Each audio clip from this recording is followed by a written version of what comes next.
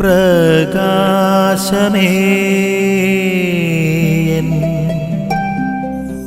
മിഴി തുറക്കുക വേഗം. ഇന്നത്തെ സുവിശേഷ ഭാഗത്തില് യേശു ശിഷ്യന്മാരോട് ചോദിക്കുന്നു, ഞാൻ ആരെന്നാണ് നിങ്ങൾ പറയുന്നത്?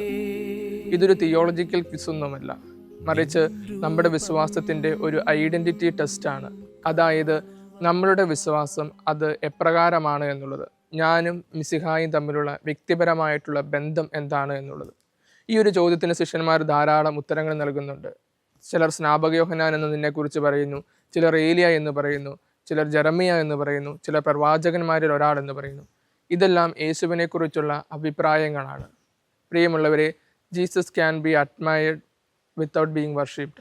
അതായത് മിശിഹായെ ആദരിക്കാം, അതേസമയം മിശിഹായെ നമ്മൾ ആരാധിക്കണമെന്ന് നിർബന്ധമില്ല. ഇന്നത്തെ ലോകത്തിൻ്റെ ഏറ്റവും വലിയ സവിശേഷതയാണ് ക്രിസ്തുവിനെ ഒരു നല്ല മനുഷ്യനായിട്ട് എല്ലാവരും അവതരിപ്പിക്കുന്നു, പക്ഷേ ക്രിസ്തുവിനെ ദൈവമായിട്ട് ആരും കരുതുന്നില്ല. നമുക്ക് നമ്മളോട് തന്നെ ചോദിക്കാം, ക്രിസ്തുവിൻ്റെ ധാർമ്മിക പഠനങ്ങളെ മാത്രം ഉൾക്കൊണ്ടുകൊണ്ട് ക്രിസ്തുവിനെ ഒരു നല്ല മനുഷ്യനായിട്ട് മാത്രമാണോ നീ കരുതുന്നത്? അതെയോ അവൻ നിന്റെ കർത്താവും ദൈവവുമാണോ? നമുക്ക് ചിന്തിക്കാം. ആമേൻ.